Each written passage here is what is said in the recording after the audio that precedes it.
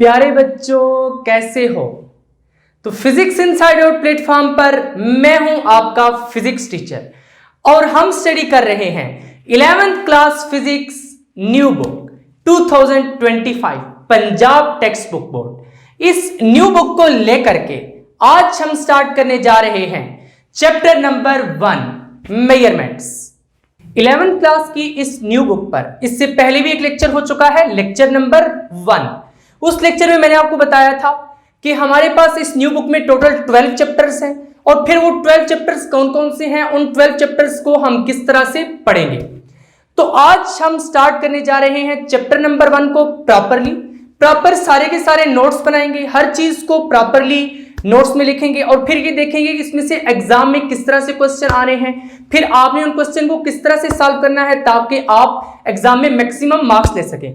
तो प्यारे बच्चों, इससे पहले कि आज का लेक्चर स्टार्ट करें, जल्दी से चैनल को सब्सक्राइब करके बेल आइकन के बटन को क्लिक कर दो ताकि जैसे ही लेक्चर्स अपलोड हो साथ के साथ आपको नोटिफिकेशन मिलते रहें और सारे के सारे इंपॉर्टेंट टॉपिक्स आप अच्छे से एग्जाम के लिए तैयार कर सकें। और लेक्चर को स्टार्ट करने से पहले वीडियो को लाइक कर दो ताकि आज के इस लेक्चर को हम पूरे मजे के साथ स्टार्ट कर सकें। अगर आप अपनी बुक में चैप्टर नंबर 1 को देखें तो जो आर्टिकल नंबर 1.1 है वो है physical quantities and their units. But इससे ऊपर भी 3 पैराग्राफ्स दिए गए हैं और उन पैराग्राफ्स में हमारे पास फिजिक्स को थोड़ा ब्रीफली एक्सप्लेन किया गया है। तो प्यारे बच्चों, आखिर ये फिजिक्स है क्या चीज, क्योंकि आज हम चैप्टर 1 स्टार्ट कर रहे हैं ना, यानी 11th क्लास की फिजिक्स का बिल्कुल एब्सोल्यूट स्टार्ट ले रहे हैं। तो फिजिक्स एक ब्रांच ऑफ साइंस है। देखिए साइंस क्या चीज है, जो कुछ हमारे पास नेचुरल फिनोमेना में हमारे आसपास हो रहा है वो सब कुछ साइंस है। देखिए बादल आते हैं किस तरह से आते हैं और फिर जब बारिश होती है तो पानी नीचे ही आता है, ऊपर नहीं जाता। आखिर ये सब क्या चीज है, इट इज अ साइंस। आप डेली का जो फूड खाते हैं, देखिए आपकी बॉडी में डिफरेंट प्रोसेसेस हो रहे हैं, ये सारा क्या है, इट इज अ साइंस। और फिर डिफरेंट केमिकल्स के मिलाने से डिफरेंट केमिकल्स बनते हैं, आपकी मेडिसिन किस तरह बनती हैं, ये सब कुछ साइंस है। बट फिजिक्स साइंस की एक ब्रांच है। ये मेरे हाथ में एक स्मार्टफोन है, आज सारी फिजिक्स इसी स्मार्टफोन से निकालेंगे भाई। अगर मैं इसकी फिजिक्स देखूं, फिजिक्स फिजिकली मुझे कैसा नजर आ रहा है, एक बात तो बिल्कुल वाजे है कि इस स्मार्टफोन का मैस है कोई ना कोई, बिकॉज वो मुझे महसूस हो रहा है मे बी 200 ग्राम हो, यानी पहली बात कि इस स्मार्टफोन का मैस है। दूसरी चीज मैं ये ऑब्जर्व कर रहा हूं कि मैं इस स्मार्टफोन को जहां भी रखता हूं तो ये कोई ना कोई जगह घेरता है, इसका मतलब है कि इसका वॉल्यूम भी है। तो प्यारे बच्चों, आपने तो पढ़ रखा है कि जिस चीज का मैस भी हो और वॉल्यूम भी हो उसको हम क्या कहते हैं, मैटर। इट्स मीन ये क्या है, एक मैटर है। तो फिजिक्स में हम सबसे पहले किस चीज को स्टडी करते हैं, मैटर। देन अब इस स्मार्टफोन के अंदर एक बैटरी है, जाहिर है आपको पता है, जिसको आप चार्ज करते हैं। अब उस बैटरी के अंदर क्या स्टोर है, एनर्जी स्टोर है, इलेक्ट्रिकल एनर्जी। तो फिजिक्स में फिर हम मैटर को भी स्टडी करते हैं और एनर्जी को भी स्टडी करते हैं। अब देखिए वही जो आपकी बैटरी के अंदर एनर्जी स्टोर्ड है, जब वो एनर्जी इस मोबाइल को मिलती है, मैटर को मिलती है, तो क्या होता है कि आपका मोबाइल चल पाता है, आप उसके ऊपर डिफरेंट चीजें देख पाते हैं। यानी एनर्जी ने मैटर के साथ क्या किया है, इंटरेक्ट किया है। तो प्यारे बच्चों, फिजिक्स में फिर हम मैटर को भी स्टडी करते हैं, एनर्जी को भी स्टडी करते हैं और उनके दरमियान इंटरेक्शन को भी स्टडी करते हैं। तो यही है फिजिक्स की डेफिनेशन। चलिए उसको उठाकर यहां पे लिख देते हैं। तो हमने वही फिजिक्स की डेफिनेशन यहां पर लिख दी। क्या लिखा, physics is the branch of science. जाहिर है साइंस की एक ब्रांच है, जैसे अभी मैंने आपको बताया, which deals with matter, energy and interaction between them, जो कि मैटर के साथ डील करती है, एनर्जी के साथ और उनके दरमियान इंटरेक्शन। बिल्कुल इसी तरह जैसे अभी आपको मैंने स्मार्टफोन की एग्जांपल दी थी। एक और एग्जांपल लेते हैं, ये जो आप हाउसेज में बल्ब यूज करते हैं, एलईडी बल्ब या कोई भी बल्ब, देखिए वो बल्ब क्या है, मैटर है। अब जब उसको एनर्जी प्रोवाइड करते हैं, इलेक्ट्रिसिटी प्रोवाइड करते हैं, तो क्या होता है, वो लाइट अप हो जाता है, यानी वो रोशन हो जाता है, ऑन हो जाता है। अब क्या हुआ, बल्ब तो एक मैटर था, but with the interaction of energy वो आपको क्या कर रहा है, वहां से रोशनी दे रहा है। यही है फिजिक्स में हम मैटर को भी स्टडी करते हैं, एनर्जी को भी स्टडी करते हैं और इंटरेक्शन बिटवीन देम, यानी मैटर और एनर्जी के दरमियान इंटरेक्शन को भी स्टडी करते हैं। It helps us understand the laws of universe. देखिए फिजिक्स एक ऐसा सब्जेक्ट है जो आपको डिफरेंट लॉज ऑफ यूनिवर्स को स्टडी करने में हेल्प करता है। देखिए आपने न्यूटन के डिफरेंट लॉज पढ़े हैं, वो यूनिवर्सल लॉज हैं, वो आपको यूनिवर्स को समझने में मदद देते हैं। अभी आप और भी बहुत सारे लॉज पढ़ेंगे, universal laws that govern everything from the smallest particles to the largest structures in the universe।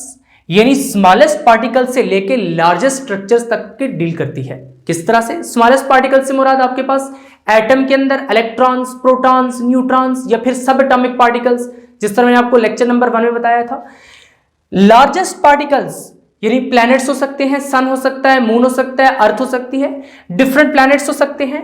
इसका मतलब है कि छोटे से छोटे पार्टिकल से लेकर बड़े से बड़े पार्टिकल तक की बात हम फिजिक्स में करते हैं। देखिए इसी सेल फोन से नेक्स्ट बात भी हम निकालते हैं जरा। अब इस सेल फोन में क्या है? जाहिर चिप्स यूज हुई हैं, कंप्यूटर चिप्स, मोबाइल चिप्स। अब वो सारी की सारी जो चिप्स हैं वो किस चीज से बनती हैं? सिलिकॉन से बनती हैं। हाँ सर ये तो पता है। अब वो सिलिकॉन कहां से मिलता है हमें? सैंड से मिलता है, रेत से मिलता है। तो प्यारे बच्चों ये अब आप पर है कि आप उस सैंड को यूज करके खिलौने बनाते हैं या फिर कंप्यूटर चिप्स बनाते हैं। मगर शायद आप भी छोटे होते वक्त सैंड से कभी खिलौने बनाते हो, बट अब हम आपको फिजिक्स में सिखाएंगे कि उसी सैंड से किस तरह सिलिकॉन हासिल किया जाता है, फिर कैसे कंप्यूटर चिप्स बनाई जाती हैं, किस तरह आपका मोबाइल बनता है और ये सारी चीजें। तो यहां पर एक एमसीक्यूज तो क्लियर हो गया कि silicon is obtained from sand, यहां पर एक एमसीक्यूज। फिर सेकंड एमसीक्यूज आपका ये हो सकता है कि which material is used in making computer chips, तो वो क्या होगा? सिलिकॉन। यानी यहां पर आपके 2 एमसीक्यूज बहुत ही इंपॉर्टेंट वाले क्लियर हो जाते हैं। अब नेक्स्ट इस लेक्चर में हमने डिस्कस करने हैं एरियाज ऑफ फिजिक्स और इंटरडिसिप्लिनरी एरियाज ऑफ फिजिक्स। प्यारे बच्चों आपकी बुक में जो आर्टिकल है physical quantities and their units, वहां पे साइड पर एक बॉक्स दिया गया है जिसमें डिफरेंट एरियाज ऑफ फिजिक्स को देखा गया है। तो यूजुअली उसमें से एक ये 2 ब्रांचेस जो हैं वो आपके पेपर में आ जाती हैं। फिजिक्स की जो सब ब्रांचेस हैं वो पेपर में आ जाती हैं, उनके दरमियान डिफरेंस आ जाता है या उनको डिफाइन करने के लिए दे दिया जाता है, इसलिए उनको पढ़ना बहुत जरूरी है। तो आज के लेक्चर में जब हमने फिजिक्स की डेफिनेशन को देखा है तो इसके साथ साथ उसकी सारी के सारी ब्रांचेस को देखेंगे। अब हम स्टडी करने जा रहे हैं एरियाज ऑफ फिजिक्स। तो हमने यहां पर हेडिंग लगा दी, साथ के साथ अब आप भी कॉपी पेंसिल निकाल लें, नोट्स बनाना शुरू कर दें और बिल्कुल इसी तरह के आपने नोट्स बनाने हैं। आपको बहुत ही जबरदस्त मार्क्स मिलेंगे पेपर में। साथ का साथ पढ़ते रहेंगे तो आपको बिल्कुल भी मुश्किल नहीं होगी, साथ का साथ आपको तैयार भी होता रहेगा। तो भाई सबसे पहली ब्रांच जो हम एरियाज ऑफ फिजिक्स में डिस्कस करने वाले हैं वो है मैकेनिक्स। तो मैकेनिक्स एक ऐसी ब्रांच है फिजिक्स जहां भी आप देखेंगे सबसे पहले मैकेनिक्स को ही डिस्कस किया जाएगा। अगर एज ए होल आप फिजिक्स को देखें तो मैकेनिक्स ही सबसे पहला और मेन वो पार्ट है फिजिक्स का जिसको डिस्कस किया जाता है। सो मैकेनिक्स के नाम से एक चीज तो वाज़ेह है कि इसमें हम कुछ मोशन को डिस्कस करेंगे। तो चलिए देखते हैं डेफिनेशन क्या है। Mechanics is the branch of physics, जाहिर है ये फिजिक्स की एक ब्रांच है, दैट स्टडीज द मोशन, जिसमें हम मोशन को डिस्कस करते हैं ऑफ ऑब्जेक्ट, डिफरेंट ऑब्जेक्ट के मोशन को। अब यहां पर मोशन में छोटे पार्टिकल का मोशन भी हो सकता है और बड़े पार्टिकल्स का मोशन भी हो सकता है। अगर आप बॉल हिट करते हैं तो वो बॉल मूव करती है, तो उसको भी, उसके मोशन को हम स्टडी करते हैं मैकेनिक्स में। उसके बाद and the forces that cause और चेंज दिस मोशन, और वो फोर्स जो कि इस मोशन को काज करती है या चेंज करती है, यानी इस मोशन की जो फोर्स वजह बनी है। देखिए अगर आप एक स्ट्रिंग लेते हैं, उसके साथ आप एक स्टोन अटैच करते हैं, उसको यूं यूं घुमाते हैं, वो सर्कल में घूमती रहती है, उसकी बैक एंड पे जो फोर्स है वो कौन सी है? सेंट्रीपिटल फोर्स, जो उसको सर्कल में घुमाई जा रही है। तो इस तरह की जितनी फोर्सेस हैं उनको भी हम मैकेनिक्स में ही डिस्कस करते हैं। इसका मतलब है कि मैकेनिक्स में हम मोशन को डिस्कस करते हैं, डिफरेंट ऑब्जेक्ट के मोशन को, छोटे से लेकर बड़े ऑब्जेक्ट तक के मोशन को डिस्कस करते हैं, और उन फोर्सेस को दैट काज और चेंज दिस मोशन, जो इस मोशन को काज करती हैं या चेंज करती हैं। तो ये थी 2 से 3 लाइनों में मैकेनिक्स की डेफिनेशन। अगर आपके पेपर में पूछ ली जाए तो आपने जस्ट इसको उठाकर लिखाना है। एरियाज ऑफ फिजिक्स में नेक्स्ट ब्रांच जो कि हम स्टडी करने जा रहे हैं वो है हीट एंड थर्मोडायनामिक्स। आप कहेंगे सर हीट तो समझ आती है बट थर्मोडायनामिक्स का क्या मतलब है? तो यहां पर अगर आप देखें थर्मोडायनामिक्स, थर्मो मतलब हीट, डायनामिक्स मीन मूवमेंट। देखिए हीट फ्लो करती है हॉट बॉडी से कोल्ड बॉडी की तरफ, यानी कुछ मूवमेंट तो हुई। तो इस तरह का जितना वो प्रोसेसेस हैं उनको हम थर्मोडायनेमिक्स में स्टडी करते हैं। कोई मसला नहीं, अभी समझ आएगा। सुनो, it deals with the relationship between heat, work, temperature and energy.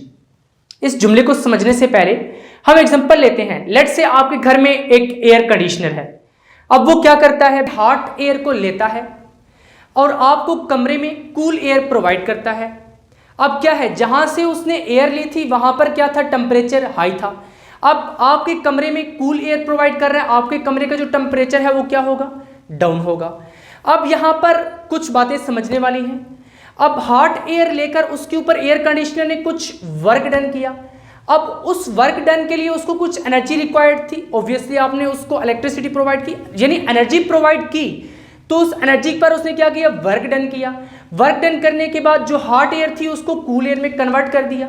तो इसलिए हमने लिखा कि हीट एंड थर्मोडायनेमिक्स भी एक ऐसी ब्रांच है जिसमें हम रिलेशनशिप डिस्कस करते हैं heat, work, temperature and energy, यानी हीट, वर्क, टेम्परेचर और एनर्जी को हम इनके रिलेशनशिप को डिस्कस करते हैं। जो एयर कंडीशनर हो गया, रेफ्रिजरेटर हो गया, ये सारी चीजें हो गई, इनको हम हीट एंड थर्मोडायनेमिक्स में ही डिस्कस करते हैं। It explains how heat flows between objects. देखिए किस तरह हीट डिफरेंट ऑब्जेक्ट्स के दरमियान फ्लो करती है। आप अगर बर्फ को फ्रीजर से निकाल के बाहर रख दें तो वो ठंडी बर्फ जो है वो पानी बन जाएगी। फिर इसी तरह अगर आप चूल्हे से पानी उतार कर नीचे रखें तो वो जो गर्म पानी है वो ठंडा होना शुरू हो जाएगा, रूम टेम्परेचर पर आना स्टार्ट हो जाएगा, यानी हीट जो है वो फ्लो हुई है। And how energy changes form. देखिए अगर आप स्टीम इंजन के एग्जांपल है, उसमें क्या हो रहा है कि आप हीट प्रोवाइड कर रहे हैं, वो स्टीम क्या कर रही है कि इंजन जो है उसको घुमा रही है, आपको मैकेनिकल एनर्जी मिल रही है हीट एनर्जी से। तो इस तरह हम हीट एंड थर्मोडायनेमिक्स में ये भी स्टडी करते हैं कि एनर्जी किस तरह फॉर्म चेंज करती है। एरियाज ऑफ फिजिक्स में जो नेक्स्ट ब्रांच है वो है इलेक्ट्रोमैग्नेटिज्म। तो इलेक्ट्रोमैग्नेटिज्म क्या चीज है, जाहिर है नाम से ही वाज़ेह है कि इसमें इलेक्ट्रिक फील्ड और मैग्नेटिक फील्ड की बात करेंगे। Electromagnetism, electromagnetism is the study of electric and magnetic fields, यानी इसमें हम इलेक्ट्रिक और मैग्नेटिक फील्ड्स को स्टडी करते हैं। And how they interact with each other, और किस तरह इलेक्ट्रिक और मैग्नेटिक फील्ड आपस में इंटरेक्ट करती हैं। It explains how electric charges produce electric fields, कि किस तरह जो इलेक्ट्रिक चार्जेस हैं वो इलेक्ट्रिक फील्ड प्रोड्यूस करते हैं। जाहिर है ये कंसेप्ट आपने मैट्रिक में ऑलरेडी पढ़ा हुआ है, फिर आप 11th क्लास की फिजिक्स में भी आगे चलकर पढ़ेंगे। And how moving charges create magnetic field, और किस तरह चार्जेस के मूवमेंट की वजह से मैग्नेटिक फील्ड क्रिएट होती है। आपने शायद 8th क्लास में एक एक्सपेरिमेंट पढ़ा था साइंस की बुक में। क्या था कि जब आप एक कील के ऊपर थोड़ी सी वायर बाउंड कर दें और फिर उसको अगर बैटरी के साथ कनेक्ट करें तो कील के साथ छोटे छोटे जो आयरन पिन्स हैं वो अटैच होना स्टार्ट हो जाती हैं। तो क्या हुआ है कि उस वायर में से जो इलेक्ट्रिक करंट है वो पास कर रहा है, electric current, electric charges flow कर रहे हैं। इसका मतलब है कि वहां पर इलेक्ट्रिक चार्जेस ने मूव किया है और इलेक्ट्रिक चार्जेस के मूव करने की वजह से जो मैग्नेटिक फील्ड क्रिएट हुई थी उसी वजह से जो आयरन की पिन्स हैं वो अट्रैक्ट हुई थी। तो यहां पर भी हमने कुछ इसी तरह की बात की है कि इलेक्ट्रोमैग्नेटिज्म वो ब्रांच है जिसमें हम ये भी स्टडी करते हैं कि किस तरह moving charges magnetic fields create करते हैं। तो एज ए होल फिर हमने क्या लिखा कि इलेक्ट्रोमैग्नेटिज्म एक ब्रांच ऑफ फिजिक्स है जिसमें हम स्टडी करते हैं इलेक्ट्रिक और मैग्नेटिक फील्ड्स को, और फिर ये देखते हैं कि किस तरह से वो आपस में इंटरेक्ट करती हैं, और फिर हम इसमें स्टडी करते हैं कि किस तरह से इलेक्ट्रिक चार्जेस इलेक्ट्रिक फील्ड को प्रोड्यूस करते हैं और किस तरह मूवमेंट ऑफ इलेक्ट्रिक चार्जेस की वजह से मैग्नेटिक फील्ड क्रिएट होती है। नेक्स्ट ब्रांच ऑफ फिजिक्स जो हम स्टडी करने जा रहे हैं वो है optics. Optics is the branch of physics that studies the behaviour and properties of light, जिसमें हम लाइट की प्रॉपर्टीज और उसके बिहेवियर को डिस्कस करते हैं। देखिए वो लाइट बल्ब से आने वाली लाइट भी हो सकती है, सन से आने वाली लाइट भी हो सकती है, कोई भी लाइट हो सकती है, यानी इसमें हम रोशनी को डिस्कस करते हैं, उसके बिहेवियर, उसके प्रॉपर्टीज को डिस्कस करते हैं। Optics explains how we see objects, कि हम ऑब्जेक्ट्स को किस तरह से देखते हैं, हमारी आई में क्या ऐसी चीज है जो कि हमें दिखा पा रही है डिफरेंट चीजों को। And how lenses, mirrors and optical instruments work, कि किस तरह से जो लेंसेज हैं, मिरर्स हैं और डिफरेंट ऑप्टिकल इंस्ट्रूमेंट्स वर्क करते हैं। अब लेंसेज में कन्वेक्स लेंस, कनकेव लेंस, आपने डिफरेंट टाइप के लेंस पढ़े हुए, वो सारे के सारे हम ऑप्टिक्स में स्टडी करते हैं। मिरर्स, एंड ऑप्टिकल इंस्ट्रूमेंट्स में टेलीस्कोप हो सकती है, माइक्रोस्कोप, डिफरेंट इंस्ट्रूमेंट्स आपकी बुक में जैसे आगे चल के इंटरफेरोमीटर का जिक्र आएगा वो भी ऑप्टिकल इंस्ट्रूमेंट है। तो इस तरह से हम ऑप्टिक्स में किन चीजों को स्टडी करते हैं, behaviour and properties of light को स्टडी करते हैं, और उसके बाद ऑप्टिक एक्सप्लेन करती है कि हम किस तरह से डिफरेंट ऑब्जेक्ट्स को देखते हैं and how lenses, mirror and optical instruments work, किस तरह से लेंसेज, मिरर्स और डिफरेंट ऑप्टिकल इंस्ट्रूमेंट्स वर्क करते हैं। नेक्स्ट एक बहुत ही इंटरेस्टिंग ब्रांच ऑफ फिजिक्स है साउंड। तो भाई साउंड क्या चीज है, देखिए मैं यहां पर इसको नॉक करता हूं तो ये क्या हो रहा है, साउंड प्रोड्यूस हो रहा है। बिकॉज क्यों साउंड प्रोड्यूस हुआ है, ये वाइब्रेट कर रहा है और ये वाइब्रेशंस जो है वो मेरे ईयर्स तक पहुंच रही हैं, मुझे ये साउंड सुनाई दे रहा है। और आपने ये भी पढ़ रखा है कि जो साउंड है उसको ट्रैवल करने के लिए कोई ना कोई मीडियम चाहिए होता है, यानी मीडियम के बगैर वो प्रोपेगेट नहीं कर सकता। बिकॉज साउंड वेव्स कौन सी वेव्स हैं, ये मैकेनिकल वेव्स हैं, आप ऑलरेडी मैट्रिक में पढ़ चुके हैं। तो हमने यहां पर क्या लिखा, sound is a study of mechanical waves. जाहिर है साउंड मैकेनिकल वेव्स हैं और मैकेनिकल वेव्स को ट्रैवल करने के लिए, प्रोपेगेट करने के लिए कोई ना कोई मीडियम चाहिए होता है, इसलिए हमने लिखा that travel through a medium. अब मीडियम कौन सा हो सकता है, मीडियम एयर भी हो सकता है, वाटर भी हो सकता है, कोई सॉलिड मटेरियल भी हो सकता है। It explains how vibrations produce sound, कि जिस तरह अभी मैंने आपको यहां पर बताया कि वाइब्रेशन की वजह से साउंड प्रोड्यूस होता है, तो इसको भी हम साउंड जो ब्रांच ऑफ फिजिक्स है उसमें डिस्कस करते हैं कि किस तरह से वाइब्रेशन से साउंड प्रोड्यूस होता है। And how sound waves behave, कि किस तरह साउंड वेव्स बिहेव करती हैं।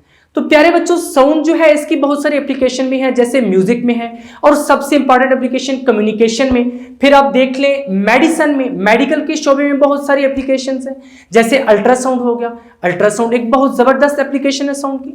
तो एज ए होल हमने डेफिनेशन में क्या लिखा है, sound is study of mechanical waves. ये मैकेनिकल वेव्स की स्टडी है that travel through a medium, जो कि किसी मीडियम से ट्रैवल करती हैं, जैसा कि एयर हो गया, वाटर हो गया, कोई सॉलिड मटेरियल हो गया। और साउंड ये एक्सप्लेन करता है कि किस तरह से वाइब्रेशंस जो है वो साउंड प्रोड्यूस करती हैं and how sound waves behave, और किस तरह से साउंड वेव्स बिहेव करती हैं। नेक्स्ट है हाइड्रोडायनामिक्स। तो भाई हाइड्रोडायनामिक्स भी एक फिजिक्स की ब्रांच है, नाम से ही कुछ तो नजर आ रहा है, हाइड्रोडायनामिक्स। अब हाइड्रो को सोच करके एक चीज तो जहन में आती है कि कुछ वाटर, पानी से कुछ लेना देना होगा। Dynamics mean movement. तो देखिए डेफिनेशन क्या है, hydrodynamics deals with the study of fluids, यानी इसमें हम फ्लूइड्स को डिस्कस करते हैं, बट कैसे, इन मोशन, यानी फ्लूइड्स के मोशन को हम डिस्कस करते हैं हाइड्रोडायनामिक्स में। यहां पर हमने लिखा है मेनली लिक्विड्स, यानी ज्यादातर लिक्विड्स को डिस्कस करते हैं। आप कहेंगे सर ये क्या बात हुई, फ्लूइड्स और लिक्विड्स तो एक ही चीज नहीं होते।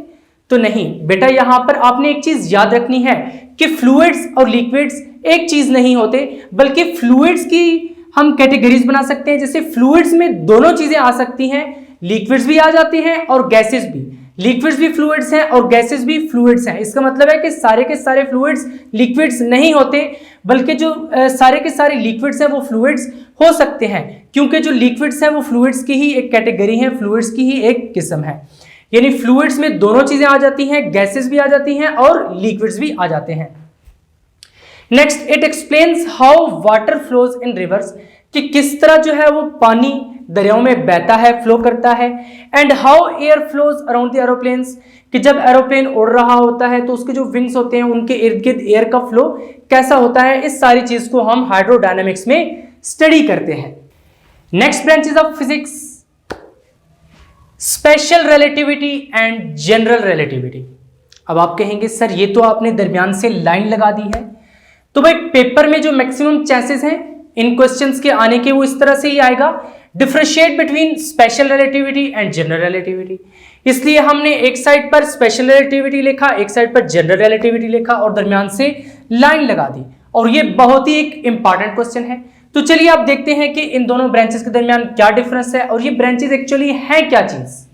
तो यहां पर हमने स्पेशल रिलेटिविटी और यहां पर जनरल रिलेटिविटी के कुछ पॉइंट्स लिख दिए। देखिए special relativity proposed by Albert Einstein. तो ये आइंस्टाइन सर का कारनामा था। Special theory of relativity deals with objects moving at high speeds. देखिए ये उन ऑब्जेक्ट्स के साथ डील करती है जो कि बहुत ही हाई स्पीड के साथ मूव कर रहे हों।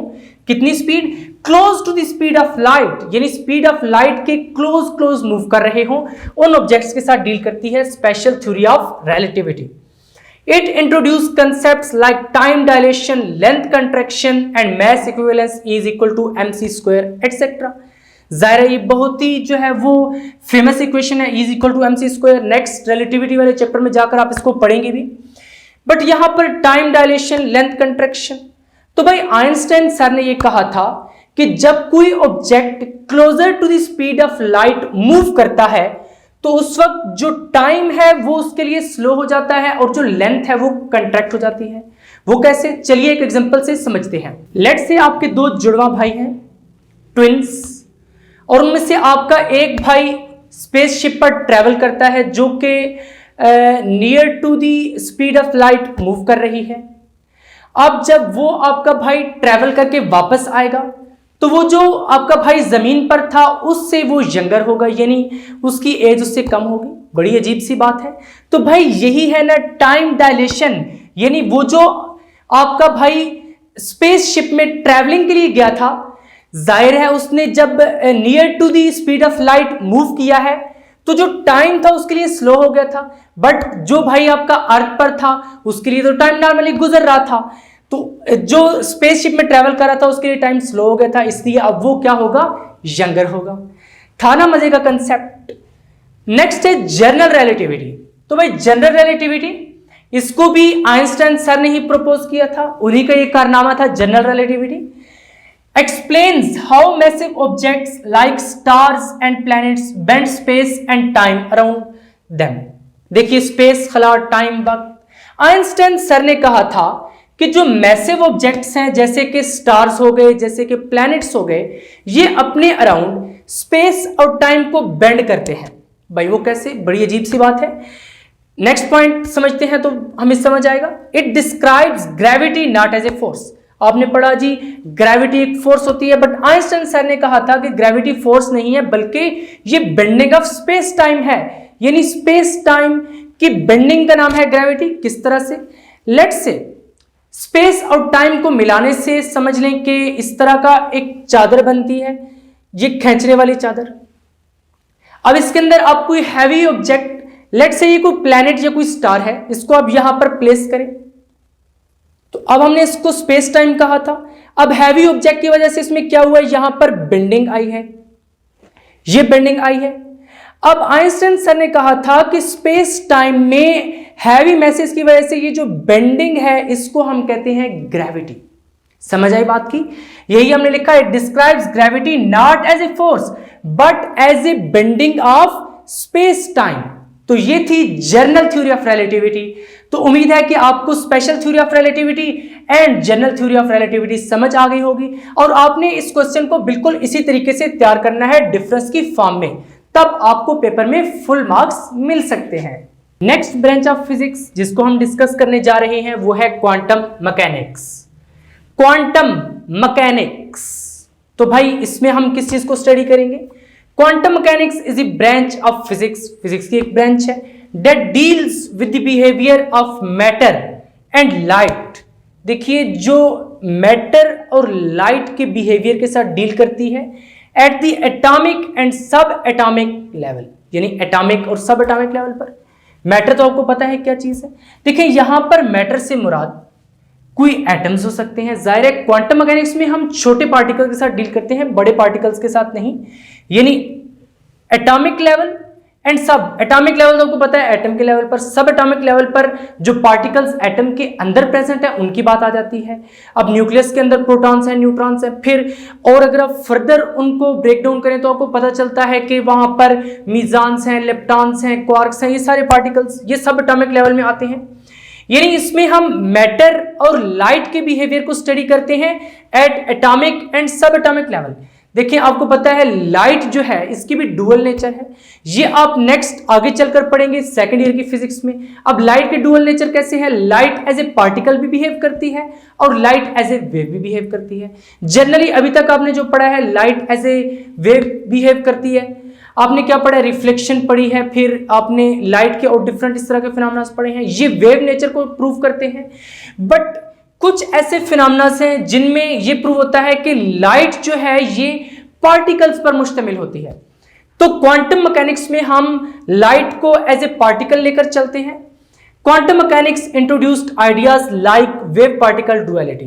देखिए क्वांटम मैकेनिक्स में हम वेव पार्टिकल डुअलिटी को स्टडी करते हैं कि जो लाइट के डुअल नेचर है, वेव नेचर और particle nature, and uncertainty principle. अब ये अनसर्टेनिटी प्रिंसिपल क्या बोला है, इसको हम सेकेंड ईयर के फिजिक्स में बहुत ही जबरदस्त तरीके से पढ़ेंगे। तो यहां पर जस्ट हमने डेफिनेशन पढ़नी थी। अब यहां पर ये जो चीज है कि behaviour of matter and light at atomic सब एटॉमिक, ये भी यहां पर आपको इतना तो समझ आ गया कि ये मैटर और लाइट के जो बिहेवियर है उसको एटॉमिक सब एटॉमिक लेवल पर स्टडी करती है, बट इसका एक्चुअल मतलब क्या है ये हम वहीं पर जाकर पढ़ेंगे। एटॉमिक फिजिक्स का जब हम चैप्टर पढ़ेंगे मॉडर्न फिजिक्स से रिलेटेड सेकंड ईयर में, तो वहां पर हम इन चीजों को बहुत ही डिटेल में डिस्कस करेंगे। डेफिनेशन में बस हमने लिख दिया quantum mechanics is the branch of physics की ब्रांच ऑफ फिजिक्स है जो कि बिहेवियर ऑफ मैटर और लाइट के साथ डील करती है एटॉमिक और सब एटॉमिक लेवल पर। Quantum mechanics introduced ideas like wave particle duality and uncertainty principle etcetera. Next branch of physics है एटॉमिक फिजिक्स। एटॉमिक फिजिक्स में एटम्स की बात होगी, जाहिर है नाम से वाज़ेह है। Atomic physics focuses on structure and behaviour of atoms. तो प्यारे बच्चों इसमें हम स्ट्रक्चर ऑफ द एटम को डिस्कस करते हैं कि एटम का स्ट्रक्चर क्या है, फिर बिहेवियर ऑफ एटम्स के डिफरेंट एटम्स किस तरह से बिहेव करते हैं। मेनली इसमें हम क्या चीज डिस्कस करते हैं, arrangement and movement of electrons around the nucleus, कि जो न्यूक्लियस के गिर्द इलेक्ट्रॉन्स हैं वो किस तरह से अरेंज है और किस तरह से वो मूव कर रहे हैं। जाहिर आपको पता है एटम में सेंटर में न्यूक्लियस होता है जिसमें प्रोटॉन्स और न्यूट्रॉन्स होते हैं और बाहर इलेक्ट्रॉन्स जो है वो रिवॉल्व कर रहे होते हैं।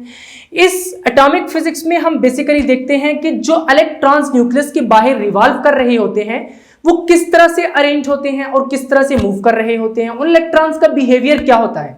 देखिए इलेक्ट्रॉन्स के प्रॉपर शेल्स होते हैं, सब शेल्स होते हैं, जिस तरह से आपने मैट्रिक में बोहर एटॉमिक मॉडल में पढ़ा होगा केमिस्ट्री में, इस तरह वो सारी की सारी चीजें हम एटॉमिक फिजिक्स में पढ़ते हैं। शेल्स का कंसेप्ट, सब शेल्स का कंसेप्ट, फिर बोहर एटॉमिक मॉडल से रिलेटेड सब कुछ। यानी एटॉमिक फिजिक्स में हम स्ट्रक्चर और बिहेवियर ऑफ एटम को डिस्कस करते हैं और ये डिस्कस करते हैं कि एटम में न्यूक्लियस के गिर्द जो इलेक्ट्रॉन्स हैं उनकी मूवमेंट और अरेंजमेंट किस तरह से होती है। एरियाज ऑफ फिजिक्स में जो नेक्स्ट ब्रांच हम स्टडी करने जा रहे हैं वो है मॉलिक्यूलर फिजिक्स। तो प्यारे बच्चों मॉलिक्यूलर फिजिक्स, जाहिर है इसमें हम कुछ मॉलिक्यूल्स की बात करेंगे।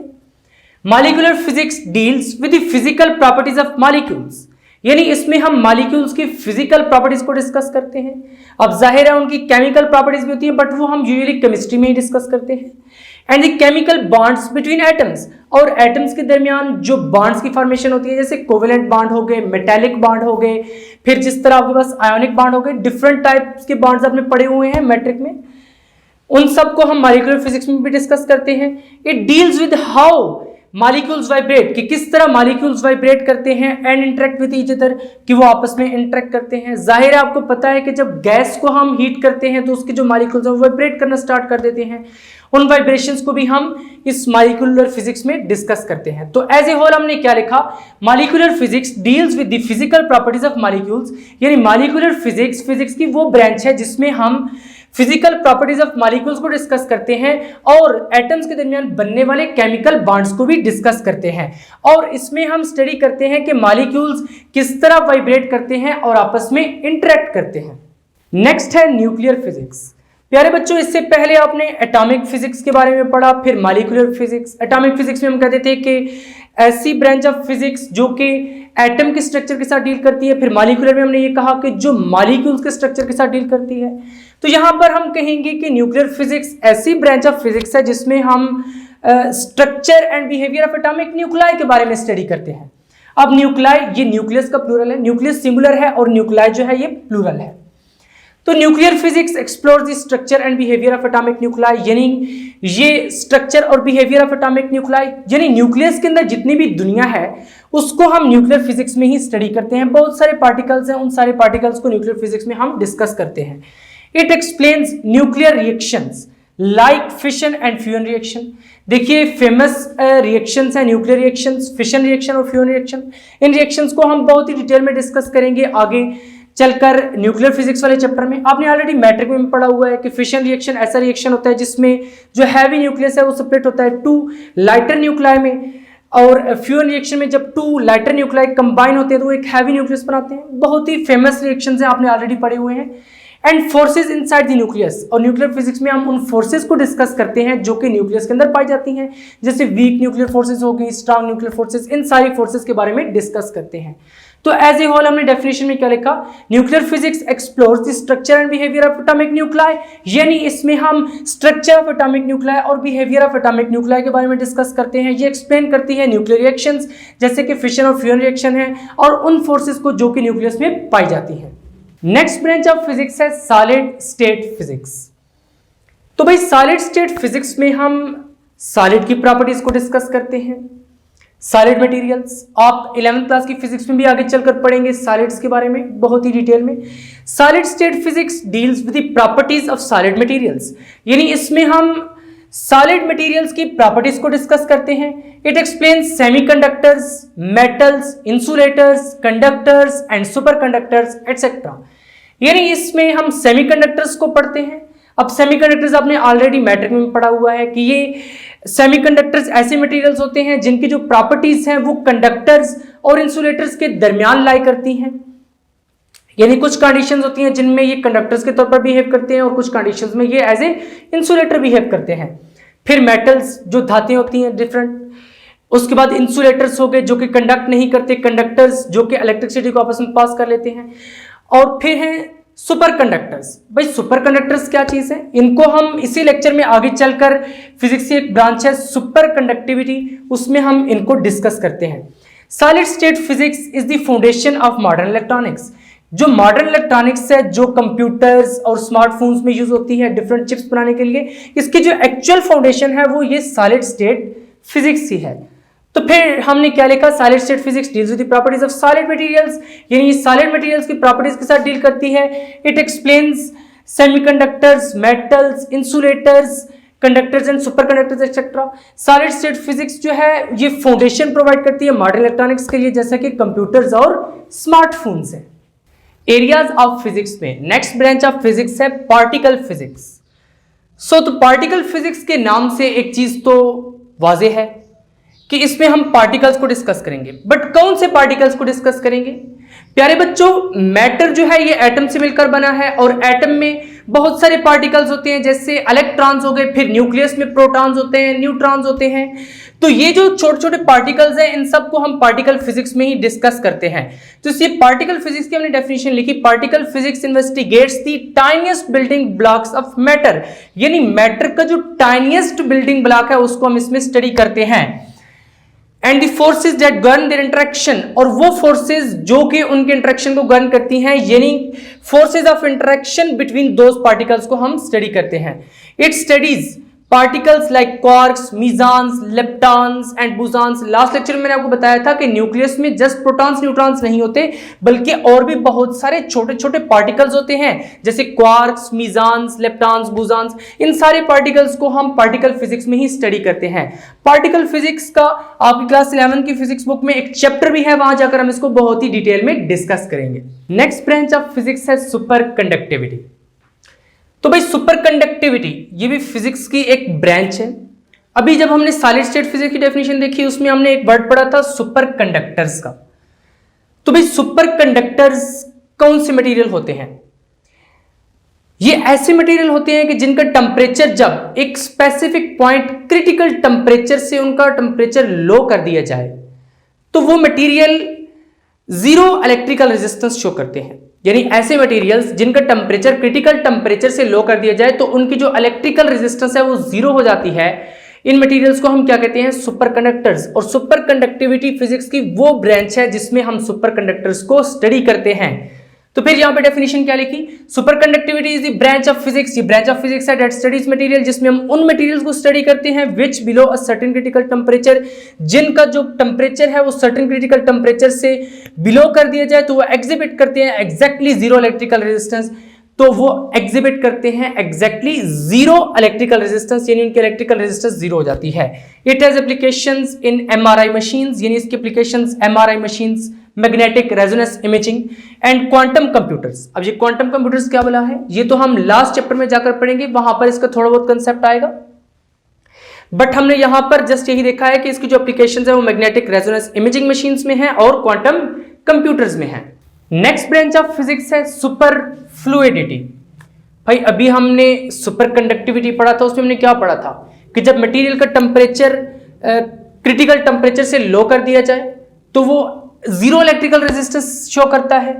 बिल्कुल सुपर फ्लूइडिटी में फिर क्या होता है, ये भी स्टडी ऑफ स्पेशल लिक्विड्स है जो कि फ्लो कर सकते हैं without any resistance at very low temperature, यानी इनका जब टेम्परेचर लो कर दिया जाए तो ये फ्लो कर सकते हैं विदाउट एनी रेजिस्टेंस, बगैर किसी रुकावट के ये फ्लो कर सकते हैं।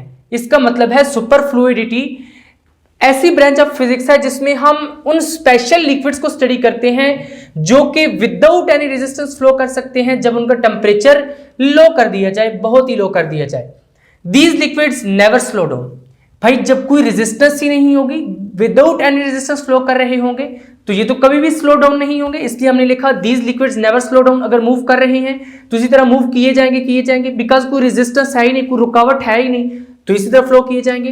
And can even climb up the walls of container, और ये जिस कंटेनर में पड़े हुए होंगे उसकी वॉल्स को भी क्लाइंब कर सकते हैं बिकॉज रेजिस्टेंस जो नहीं है वो चाहे ऊपर जाए नीचे जाए जिधर जाए, कोई आराम से वो वॉल्स ऑफ द कंटेनर को भी क्लाइंब कर सकते हैं। इसलिए हमने डेफिनेशन में क्या लिखा, super fluidity is the study of special liquids, इसमें स्पेशल लिक्विड्स को स्टडी किया जाता है जो कि विदाउट एनी रेजिस्टेंस फ्लो कर सकते हैं लो टेम्परेचर्स पर, और ये लिक्विड्स नेवर स्लो डाउन, कभी भी स्लो डाउन नहीं होते, and can even climb up the walls of container, और वॉल्स ऑफ कंटेनर को भी क्लाइंब कर सकते हैं। नेक्स्ट ब्रांच ऑफ फिजिक्स है प्लाज्मा फिजिक्स। तो भाई प्लाज्मा फिजिक्स का नाम देखकर एक बात तो समझ आ रही है कि इसमें हम प्लाज्मा को डिस्कस करेंगे, तो भाई बिल्कुल सही है।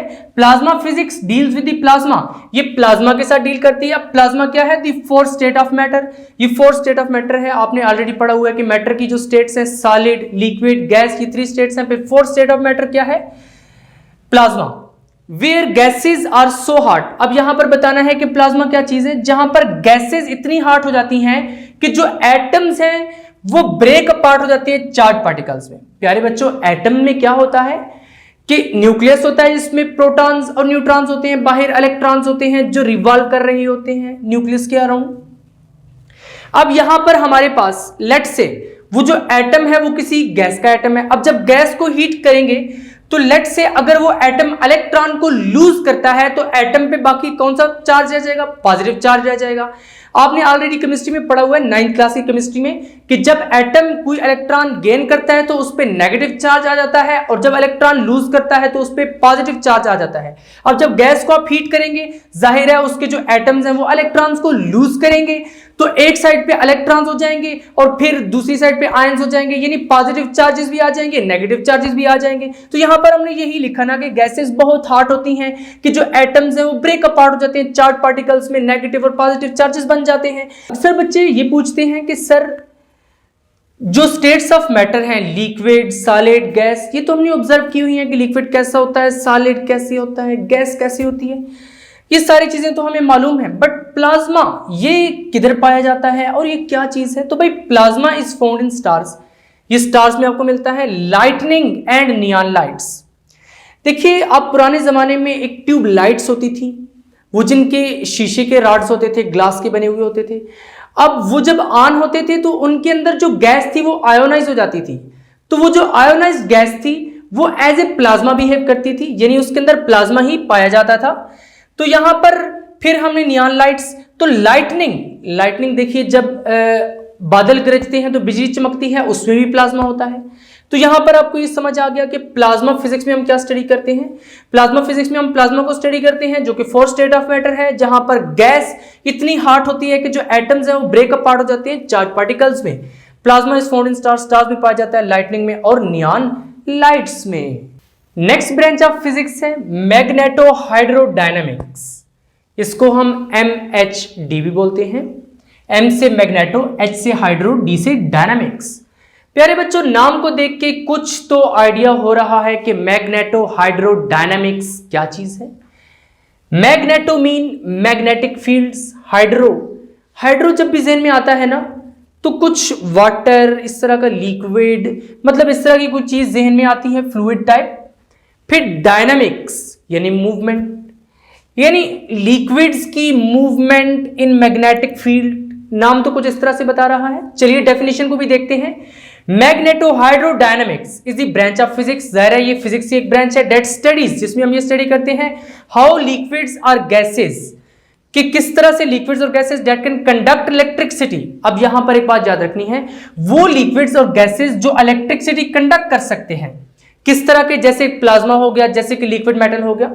मेटल बहुत सारे ऐसे हैं जो इलेक्ट्रिसिटी को कंडक्ट कर सकते हैं, लिक्विड मेटल, बट हम यहां पर ले रहे हैं क्योंकि हम पढ़ रहे हैं हाइड्रो, मैग्नेटो हाइड्रो, तो यहां पर इसलिए हमने लिखा लिक्विड मेटल्स, यानी प्लाज्मा और liquid metals behave when magnetic fields are present, यानी ये जो लिक्विड्स हैं जो इलेक्ट्रिसिटी कंडक्ट कर सकते हैं वो किस तरह बिहेव करते हैं जब मैग्नेटिक फील्ड्स प्रेजेंट है, यानी in the presence of magnetic field how the liquids or gases that can conduct electricity behave.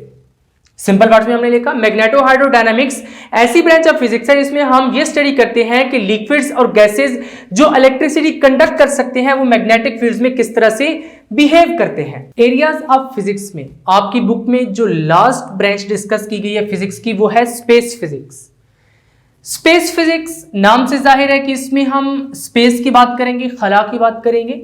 Space physics is the branch of physics, जाहिर है फिजिक्स की एक ब्रांच है that deals with study of physical processes, ये उन physical processes के साथ deal करती है अकरिंग इन स्पेस, यानी स्पेस में जितने भी फिजिकल प्रोसेसेस हो रहे हैं उनको हम स्पेस फिजिक्स में स्टडी करते हैं, इंक्लूडिंग द सन, सन के अराउंड जितना भी वो स्पेस है उसमें जो प्रोसेसेस हो रहे हैं, अर्थ का जो अपर एटमोस्फियर है जितना आपको ऊपर से नजर आ रहा है वो सारे का सारा, एंड द सोलर सिस्टम, और सोलर सिस्टम में जो प्लैनेट्स हैं, प्लैनेट्स के अराउंड जितनी भी स्पेस है उसमें जो कुछ भी हो रहा है ईच एंड एवरीथिंग हम स्पेस फिजिक्स में ही डिस्कस करते हैं।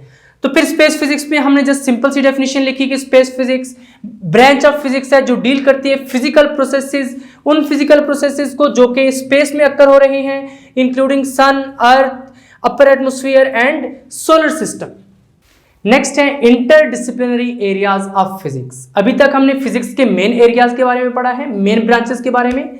अब हम थोड़ा सा आगे बढ़ते हैं, इंटरडिसिप्लिनरी एरियाज ऑफ फिजिक्स को पढ़ने जा रहे हैं। अब इंटरडिसिप्लिनरी का क्या मतलब है, देखिए फिजिक्स को और सब्जेक्ट्स अदर देन फिजिक्स के साथ मिलाकर पढ़ना, जैसे बायोलॉजी है उसको फिजिक्स के साथ मिलाकर पढ़ना, बायोफिजिक्स, इसी तरह केमिस्ट्री को फिजिक्स के साथ मिलाने से केमिकल फिजिक्स बनती है। इन सब सब्जेक्ट्स की अपनी एप्लीकेशंस हैं, इनको हम कहते हैं इंटरडिसिप्लिनरी एरियाज ऑफ फिजिक्स। तो चलिए देखते हैं कि वो कौन कौन से हैं। तो फर्स्ट हमारे पास जो इंटरडिसिप्लिनरी एरिया ऑफ फिजिक्स है वो है astrophysics.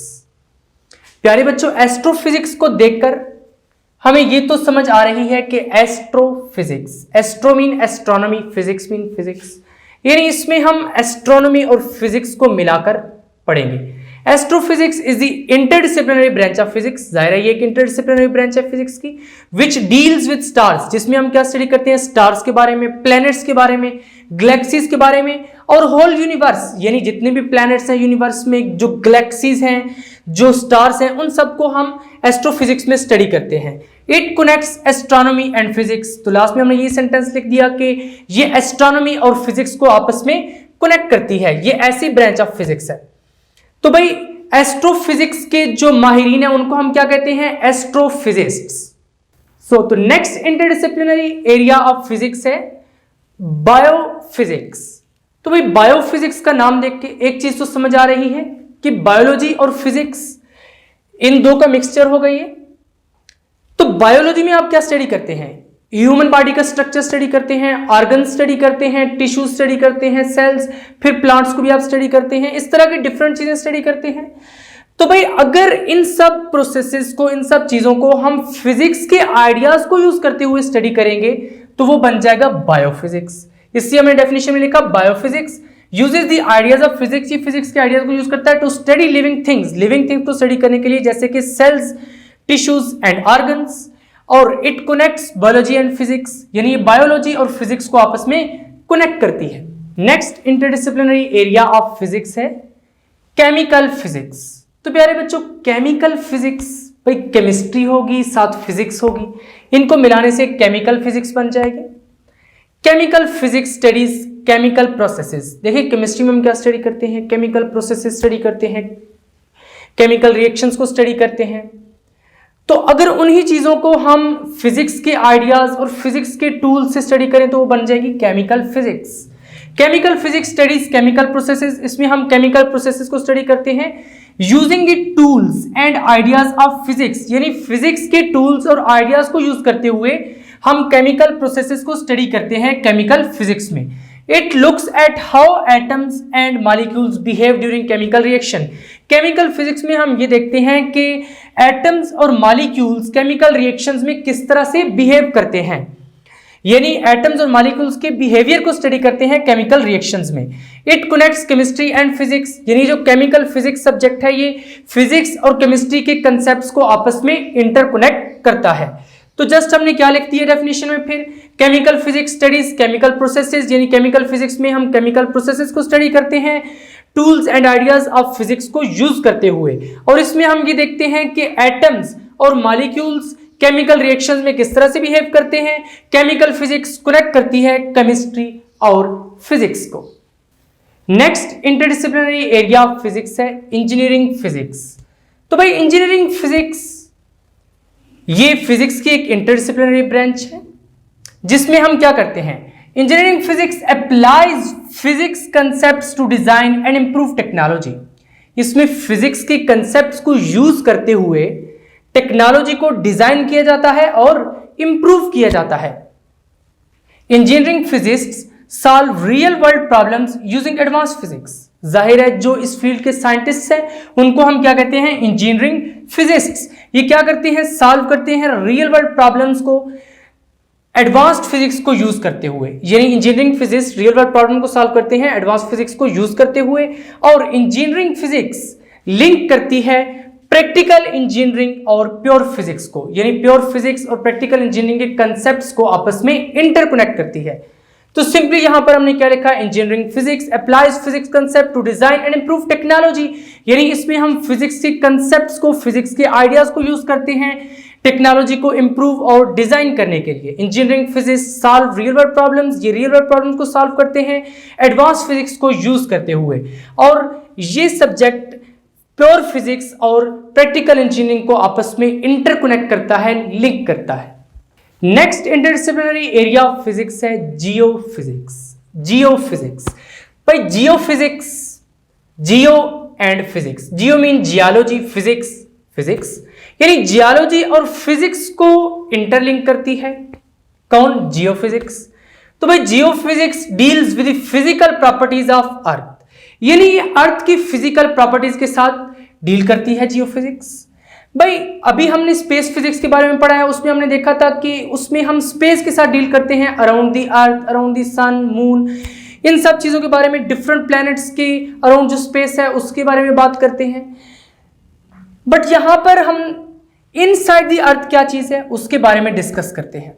It looks at things like earthquakes, यानी अर्थक्वेक्स को डिस्कस करते हैं, ग्रेविटी, जाहिर फोर्स ऑफ ग्रेविटी को डिस्कस करते हैं, and the earth inner structure, और अर्थ का जो इनर स्ट्रक्चर है उसको डिस्कस करते हैं जियो फिजिक्स में। It connects geology and physics, ये जियोलॉजी और फिजिक्स को आपस में इंटरकनेक्ट करती है। तो सिंपली हमने डेफिनेशन क्या लिखी है, geophysics deals with the physical properties of earth, ये अर्थ की फिजिकल प्रॉपर्टीज के साथ डील करती है। इसमें हम स्टडी करते हैं अर्थक्वेक्स को, ग्रेविटी को, अर्थ के इनर स्ट्रक्चर को, और ये जियोलॉजी और फिजिक्स को आपस में इंटरकनेक्ट करती है, इनके कंसेप्ट्स को लिंक करती है आपस में। Next interdisciplinary area of physics जो हम पढ़ने जा रहे हैं वो है मेडिकल फिजिक्स। तो प्यारे बच्चों, मेडिकल फिजिक्स यानी फिजिक्स के कंसेप्ट्स को मेडिसिन में यूज किया जाता है, डिफरेंट डिजीजेस को क्योर करने के लिए भी यूज किया जाता है। डिफरेंट जो डिवाइसेस हैं जो यूज होती हैं मेडिकल के फील्ड में, वो मेडिकल फिजिक्स का ही तो कमाल है। Medical physics uses physics ideas, यानी इसमें हम फिजिक्स के आइडियाज को यूज करते हैं to help in medicine, medicine में हेल्प करने के लिए, and health care. It deals with making machines, अब यहां से एक्चुअल जो इसका पर्पज है वो है it deals with making machine, actually machines किस तरह से बनती हैं, like x rays, MRI scanners, magnetic resonance imaging scanners and radiation therapy. Radiation therapy जैसे आपको पता है कि रेडिएशंस फॉल करवा के बॉडी के जो टारगेटेड सेल्स हैं उनको डेड किया जाता है। तो इसके जितने भी इक्विपमेंट्स हैं वो सारे के सारे फिजिक्स के प्रिंसिपल्स को यूज करते हुए बनाए जाते हैं, और इनको स्टडी हम करते हैं मेडिकल फिजिक्स में। तो ये जो medical physics interdisciplinary branch of physics है, ये एक्चुअली फिजिक्स और मेडिसिन को कंबाइन करती है, इनके कंसेप्ट्स को आपस में इंटरलिंक करती है। Next interdisciplinary area of physics है फिजिकल ओशनोग्राफी। प्यारे बच्चों, ओशनोग्राफी का मतलब है ओशन साइंस यानी समुद्री साइंस। तो जाहिर है इसमें समंदर का जिक्र करेंगे, उसकी जो फिजिकल मूवमेंट है उसके बारे में। तो हमने क्या डेफिनेशन लिखी, physical oceanography deals with physical movements and properties of oceans, यानी इसमें हम फिजिकल मूवमेंट्स ऑफ ओशंस को डिस्कस करते हैं और प्रॉपर्टीज ऑफ ओशन यानी समंदरों की जो फिजिकल मूवमेंट्स हैं उनको डिस्कस करते हैं और उनकी प्रॉपर्टीज को डिस्कस करते हैं, उनकी खसूसियात को डिस्कस करते हैं। It looks at ocean currents, यानी ये समुद्री धारों के बारे में इसमें हम डिस्कस करते हैं, टाइड्स यानी मदोजज़् के बारे में, वेव्स लहरों के बारे में, टेम्परेचर और उसके दर्जा हिरारत के बारे में। It connects ocean science and physics, यानी ये जो ब्रांच है इंटरडिसिप्लिनरी ब्रांच ऑफ फिजिक्स है फिजिकल ओशनोग्राफी, ये ओशन साइंस और फिजिक्स के कंसेप्ट्स को आपस में इंटरलिंक करती है। यहां पर जस्ट हमने सिंपल सी डेफिनेशन लिखी है कि physical oceanography deals with physical movement and properties of ocean, यानी ओशन की फिजिकल मूवमेंट और उसकी प्रॉपर्टीज के साथ डील करती है। इसमें हम ओशन करंट्स, टाइड्स, वेव्स और टेम्परेचर का जिक्र करते हैं और ये कनेक्ट करती है ओशन साइंस और फिजिक्स के कंसेप्ट्स को आपस में। आपकी बुक में दी गई last interdisciplinary branch of physics है फिजिक्स ऑफ म्यूजिक। तो प्यारे बच्चों, फिजिक्स ऑफ म्यूजिक में जाहिर है जो म्यूजिक के बैक एंड पे फिजिक्स है उसको हम डिस्कस करते हैं। Physics of music deal with the study of production and propagation of sound. देखिए साउंड किस तरह से प्रोड्यूस होता है और फिर किस तरह से ट्रैवल करता है। प्रोपेगेशन का मतलब है कि किस तरह से वो मीडियम में से ट्रैवल करके जाता है। इस चीज को हम स्टडी करते हैं फिजिक्स ऑफ म्यूजिक में। It explains how musical instruments work, कि किस तरह म्यूजिकल इंस्ट्रूमेंट्स वर्क करते हैं। म्यूजिक के रिलेटेड बहुत सारी चीजें जैसे बीट्स हो गए, इस तरह के और भी बहुत सारे फिनोमेना हम फिजिक्स में डिस्कस करते हैं। And how different sounds are made, यानी इस ब्रांच ऑफ फिजिक्स में हम ये भी डिस्कस करते हैं कि डिफरेंट साउंड्स किस तरह से बनाए जाते हैं, डिफरेंट ट्यून्स किस तरह से जनरेट की जाती हैं। It connects physics and the art of music, यानी ये फिजिक्स और म्यूजिक की आर्ट को, इनके कंसेप्ट्स को आपस में इंटरकनेक्ट करती है। तो फिजिक्स ऑफ म्यूजिक की डेफिनेशन में हमने क्या लिखा, physics of music deal with the study of production and propagation of sound. इसमें हम स्टडी करते हैं कि साउंड किस तरह से प्रोड्यूस होता है और किस तरह से प्रोपेगेट करता है, यानी ट्रैवल करता है किसी मीडियम में से। It explains how musical instruments work, किस तरह म्यूजिकल इंस्ट्रूमेंट्स वर्क करते हैं और किस तरह डिफरेंट साउंड्स प्रोड्यूस होते हैं। और ये जो इंटरडिसिप्लिनरी ब्रांच ऑफ फिजिक्स है ये फिजिक्स और आर्ट ऑफ म्यूजिक के कंसेप्ट को आपस में इंटरलिंक करती है, कनेक्ट करती है। प्यारे बच्चों, आज के लेक्चर में हमने 11th class physics new book के चैप्टर नंबर 1 मेजरमेंट्स को स्टार्ट किया था। उसमें सबसे पहले हमने देखा कि फिजिक्स क्या चीज है, वो ब्रांच ऑफ साइंस है, उसकी डेफिनेशन क्या है। फिर हमने 2 बहुत ही इंपॉर्टेंट एमसीक्यूज डिस्कस किए थे जिनको आपने याद रखना है, बिल्कुल भी नहीं भूलना। फिर हमने बहुत सारी ब्रांचेस ऑफ फिजिक्स को डिस्कस किया। पहले एरियाज ऑफ फिजिक्स को डिस्कस किया, जो मेन ब्रांचेस थी फिजिक्स की उनको डिस्कस किया है। फिर इंटरडिसिप्लिनरी एरियाज ऑफ फिजिक्स को डिस्कस किया है।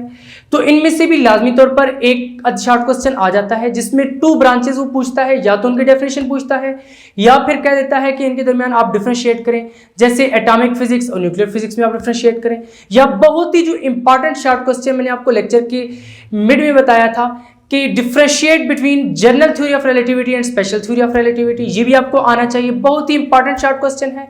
तो आज के लेक्चर में हमने इन सब चीजों को देखा है।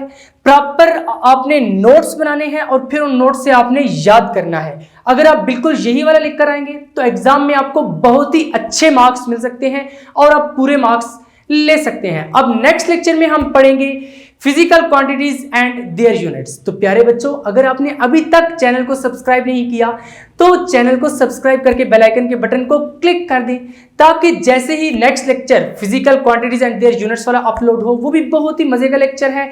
इसी तरह हम प्रॉपर नोट्स बनाएंगे, एक एक पॉइंट को डिस्कस करेंगे कि पेपर में किस तरह से क्वेश्चन आएगा और आपने किस तरह से अटेम्प्ट करके आना है, कौन से पॉसिबल एमसीक्यूज हैं, कौन से पॉसिबल शॉर्ट क्वेश्चंस हैं, जहां जहां पर लॉन्ग क्वेश्चंस होंगे वो भी आपको प्रॉपर गाइड किया जाएगा।